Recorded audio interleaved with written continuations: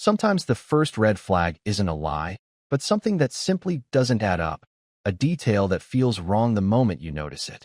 Today's story is about intuition, silence, and a single question that uncovers a truth far more serious than betrayal. It's a reminder that fear can be more dangerous than honesty, and that ignoring what feels off never makes it disappear. Hey friend, please subscribe. 1 second for you.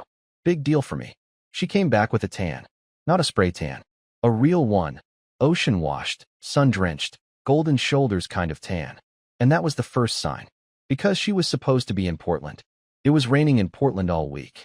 I watched the forecast obsessively, not because I missed her, though I did, but because something in my stomach had been turning like a rusted gear ever since she left. For 14 days, she was at an off-site. 14 days of recycled excuses, vague photos, and exactly 2 rushed phone calls that always dropped mid-sentence. "Wi-Fi here sucks," she said. "Sorry, babe. Gotta run. We're doing brainstorming exercises." But I noticed something strange. Every time I called, I heard birds in the background. Not pigeons. Not city birds. Tropical ones. The kind that don't belong anywhere near Oregon. I didn't confront her then. I made tea instead. Sat on the porch. Listened. Thought. And then I did something I promised myself I wouldn't do. I opened her email. Before you judge me. No, I didn't guess her password. She was still logged in on the iPad we share. And I didn't even have to search. It was right there, staring at me from a pinned tab. A confirmation email for a beachfront villa. Booked for 2 guests. Breakfast included. King bed. Ocean view. She'd never mentioned a villa. She'd never mentioned a beach. She'd never mentioned him. His name was at the bottom of the reservation. Ezra Langford. I recognized it. I'd seen it once on a Zoom call when I walked past her laptop, and she slammed it shut like it was radioactive. She said he was weird. Said he did breath work during breaks, and that HR made him take a course on boundaries. Weird guy to take on a trip, especially alone. But still, I waited. I needed to see her face. To ask, calmly, without shouting, without accusation. I wanted her to say it. So when she walked in that night, suitcase dragging behind her, flip-flop tan lines on her feet, I just smiled and said, "Welcome home." She looked surprised, like she didn't expect me to be standing there. She went straight to the kitchen, said she was starving, said she had a headache, said she just wanted to shower and sleep. She pulled out a souvenir from her bag, a little keychain shaped like a pineapple. I stared at it. Pineapples don't grow in Portland. Later, as she was brushing her teeth, I stood in the doorway and asked just one question. Just one. "Hey, do you know what illness he has?" She froze, toothbrush halfway to her mouth, not even touching her lips, not even blinking. "What are you talking about?" she said. No confusion, no laughter, no who, just fear. Pure, cold, unmistakable fear. I didn't raise my voice. I didn't move. I just repeated it. "Do you know what illness Ezra has?" She spit into the sink, wiped her mouth, and then she ran. Out of the bathroom. Out of the house. No coat. No phone. No shoes. Just gone. That was 3 nights ago, and I haven't heard a single word since. She didn't take her purse. That was the first thing I noticed after she ran out. It was still sitting on the dining table, like she'd be back in 5 minutes. Like she'd only gone out to scream into the night and then return, apologizing, lying, whatever she thought would fix it. But hours passed. Midnight came. Then 2 a.m. The front door stayed open, swinging slightly from the breeze. I checked the driveway. Her car was still there. That meant she was on foot. In Vermont. In December. At one point, I opened the fridge just to give my hands something to do. Inside was her favorite oat milk, still sealed. She'd just bought it the day before. That made me angry for some reason. Like, how dare she go missing and still be this domestically considerate? I couldn't sleep. Not just because she was gone, but because the question I asked wasn't a guess. It was a trap. You see, Ezra, the co-worker, had been in the hospital. I found that out 2 nights before she came home. A mutual friend had posted a vague, sending healing vibes to EL story on Instagram. I clicked on his profile, scrolled, stared. That's when I saw a post tagged at a private medical center in Costa Rica. Not Portland. Not even close. The caption said, "Rest, reflect, rebuild." Something told me it wasn't a detox retreat. So I called the clinic. Said I was a family member. They told me he'd been discharged after stage 2 treatment. Wouldn't say more. Stage 2 what? When I asked Celeste that question, Do you know what illness he has? I wanted to see if she flinched. She didn't flinch. She fled. By sunrise, I still hadn't heard anything. No text. No call. I started checking everything. Bank app. No charges since she got home. Her location? Turned off. Uber? No activity. But then I opened her laptop. I wish I hadn't. In the browser history were searches for things like, how long does someone live with stage 2? Can you get sick from kissing someone with? Can you sue someone for not disclosing medical condition? And then, right at the bottom of the list, symptoms of guilt versus symptoms of exposure. What the hell was going on? She wasn't just lying. She was scared. Of something. Or someone. Or maybe me. And yet, I still loved her. Which is the worst part. By the time the second day passed with no word from Celeste, I found myself doing things I never thought I'd do. I walked the neighborhood twice, checking sidewalks, ditches, park benches. I called the local ER pretending to be her brother. I even texted her mom, something I hadn't done in over a year, just to ask if Celeste had mentioned any travel plans. She hadn't. That night I couldn't sit still. I made tea, didn't drink it. Cleaned the entire kitchen twice. I kept thinking back to what I saw in her browser history, those search terms. Each one was a breadcrumb leading to something I didn't want to admit. She might not have just cheated. She might have known what she was doing could hurt someone. Maybe even kill someone. Around 1 a.m., I opened her laptop again. I hadn't touched it since the night before. I stared at it for a long time before finally clicking into her drafts folder in Gmail. And that's when I found it. A message. Written, unsent. Addressed to me. No subject line. I didn't mean for it to go this far. It started as something stupid. An experiment, maybe. I was bored. Ezra paid attention to things you didn't. He noticed my favorite song, my coffee order, the way I say library with a weird R. I never meant to sleep with him. And once I found out, I panicked. I thought maybe it wouldn't affect you. I didn't think he would lie to me about being sick. That's where it stopped. No ending. No explanation of what being sick meant. Just her confession that whatever they had was physical, and that she'd learned something after the fact. Something big enough to write that email, but not big enough to send it. The house felt smaller after that. Every room held pieces of a woman I didn't recognize anymore. Her coat was still on the hanger. Her hairbrush had a strand of red in it. She always said she hated how fast her hair fell out when she was stressed. I guess now I know why. For some reason, I checked the garbage next. I don't know what I was expecting, maybe a receipt, or a wrapper from a hotel minibar, but I found something stranger. A printout. A boarding pass. Dated 5 days before she told me she was flying to Portland. But not to Portland. It was to Liberia, Costa Rica. Same city as the medical clinic Ezra had checked into. So now I had proof that she lied about the trip. That she went early. That she didn't just coincidentally end up near Ezra. That it wasn't just a business retreat. And I had her half-written email, quietly confessing to things she'd never had the guts to say out loud. But none of it explained why she ran. And none of it explained the thing that happened next. Because the following morning, I got a text from a number I didn't recognize. It only said 6 words. Don't go to the police. Please. The message came at 6:42 in the morning. I hadn't even made coffee yet. Just sat there on the couch, barely awake, staring out the window, thinking about how quiet the street was. Then my phone buzzed. Don't go to the police. Please. No name. No punctuation beyond that one period. The number was from California. At first, I thought maybe it was Celeste. But why would she text from a different number? And if she was okay, why not say so? Why that message? I called the number. Straight to voicemail. Tried again. Same thing. I didn't leave a message. What was I going to say? Hey, I got your creepy warning. Care to elaborate? I told myself it was probably a scam. Just bad timing. But I couldn't shake the feeling that it was connected. Maybe Celeste had told someone. Maybe Ezra had people watching her. Or me. I don't know. I suddenly felt like I wasn't alone in the house. I closed all the blinds. I didn't go to the police. Not yet. I didn't even know what I'd report. My wife lied about a vacation, cheated on me, ran out barefoot, and someone told me not to tattle. Instead, I did something stupider.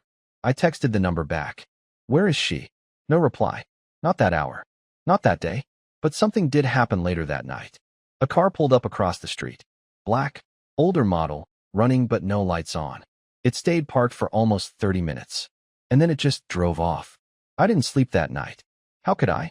After 30 minutes of watching that dark car idle across the street, I kept waiting for something to happen. A door to open, a window to roll down, a flash, a sound, anything. But nothing came. Just a quiet engine, glowing dashboard, and the vague shape of someone sitting behind the wheel. Not moving, not even checking a phone. At some point I got brave, or stupid, and stepped out onto the porch. I tried to act casual, like I was just getting air, stretching, pretending not to notice the vehicle parked directly in view of my front door. I glanced once, quickly. The windows were tinted, but I could make out a figure. Male. Not big, but stocky. He wasn't looking at me, though. He was staring straight ahead, like I wasn't even there. Then the car suddenly pulled away. Not fast, not dramatic. Just a smooth, quiet roll forward, and then around the corner like it was never there at all. But it was. I know what I saw. I stood on the porch long after the engine sound disappeared, trying to convince myself it was nothing. Just a guy waiting for someone. A lost driver checking GPS. That's all. Except the next morning, I checked my Ring camera. The footage was gone. I don't mean it didn't record. I mean that exact window of time, from 11:08 p.m. to 11:39 p.m., was just black. No file. No error message. Every other hour before and after was intact. But that half hour? Like it had been deleted, or overwritten, or never existed. And I hadn't touched anything. That's when I realized I was being watched. Not just once. Not just by Celeste running barefoot into the night. Someone was watching me now. Actively. Quietly. Strategically. Like I was the next loose end. I did what anyone in my place would do. I panicked. I ran upstairs, grabbed every laptop, tablet, USB stick, hard drive, anything digital, and stuffed them in a backpack. Then I drove. I didn't even know where I was going. I just needed to move, to get out of the house, away from anything that had a camera or a microphone or some login I'd forgotten. I ended up 2 towns over, in the parking lot of a 24-hour diner, sitting in my car, staring at the screen of Celeste's iPad like it was going to talk back. I connected to the diner's Wi-Fi, paranoid even about using my own data. And I started searching, deeper than before. I looked up Ezra. No new posts. But I found something strange on a travel forum. A thread asking if medical centers in Costa Rica were required to report communicable diseases to foreign governments. The username? Alang_121.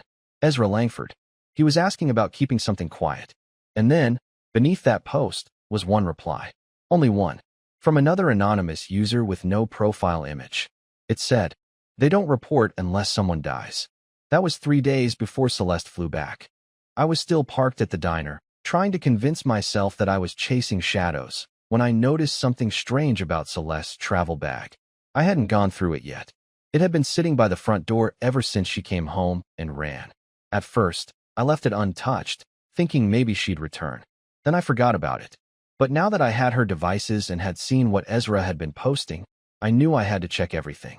Back home, I opened the bag on the kitchen floor. Most of it was what you'd expect. Clothes, toiletries, a half-used bottle of sunscreen, the scent of hotel laundry detergent still clinging to the fabric. But in one of the side pockets, zipped deep inside, was something I couldn't explain. A plastic envelope, the kind used in hospitals. Inside was a folded piece of paper, slightly crumpled, stained with what I hoped was coffee. It wasn't labeled, but when I unfolded it, I immediately recognized the format. It was a medical test result. The name at the top was Ezra Langford. The clinic listed was the same one I'd seen in his Instagram post. The date matched the week Celeste had disappeared. But the part that stopped me cold was a red box in the center of the page, with one word stamped across it. Positive. No explanation. No disease name. No context. Just that word.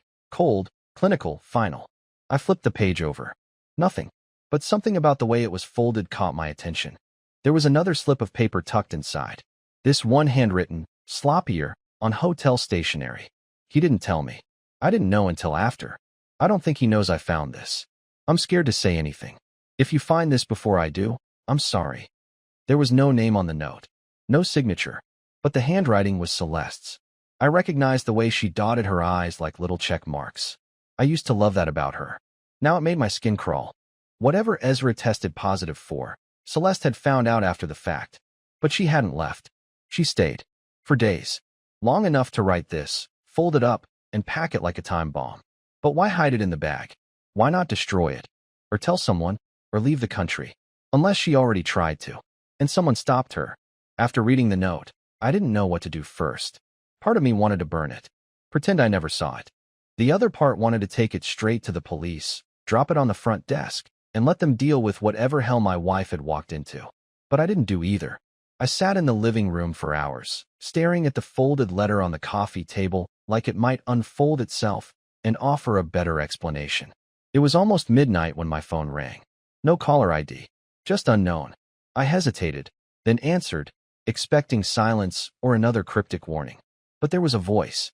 Female. Rushed. Shaking. Tell me you still have it, she said. I didn't recognize the voice at first, but the panic sounded real, desperate, like someone who wasn't sure she had much time. I didn't say anything. I couldn't. My throat felt tight, my body frozen.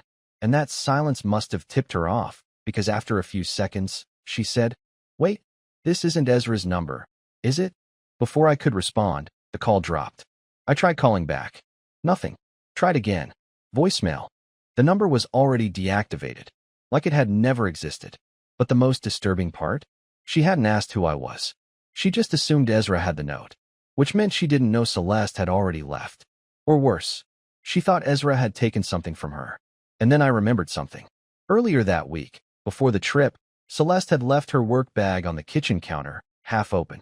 I hadn't thought anything of it then, but now, every little detail felt important. I went looking. In the back pocket, behind her notebooks and her charger, I found a second envelope. This one thinner, almost like an invitation. Inside was a business card, plain white, no logo. Just a name and a number. Dr. Adrian Myrov, infectious disease consultant. Not local. New Jersey. And on the back, scribbled in pencil, were 4 words. Do not go public. The name on the card stayed in my head all night. Dr. Adrian Myrov. I looked him up the next morning, bracing myself for the worst. Instead, I found a modest website. Not some shadowy government agency or high-security lab. Just a well-reviewed specialist who'd done consulting work during the pandemic and now worked in private international cases, mostly involving travel-related exposures. I called the number. A woman answered. She asked who I was, and when I gave my name, she went quiet for a moment, then said Dr. Myrov would call me back. Less than an hour later, he did. What I expected was deflection, evasion, maybe even threats. What I got was something entirely different. He sounded calm, professional, tired. He asked me to listen, then explained everything. Ezra had been part of a small experimental group involved in early testing of an international health protocol, a monitoring system for rare virus exposure during disaster relief work. Nothing fatal, nothing contagious in the traditional sense. But there had been a clerical error. He was flagged with a false positive. By the time it was discovered, Ezra had already told Celeste. He panicked, thinking he had exposed her. She panicked because she thought she had exposed me. That's what the hospital report was, an outdated, incorrect version that hadn't been scrubbed from the system yet. Celeste didn't know what to believe. She'd fled because she thought I was already sick, that it was already too late. That's why she ran when I asked about the illness, because she thought I knew. But I didn't, and she couldn't bring herself to explain it. She was ashamed of what she'd done, of who she'd become, and maybe, deep down, of how easy it had been to leave someone who had loved her so fully. Dr. Myrov offered to put me in touch with her. Said she'd been staying at a friend's place under a different name.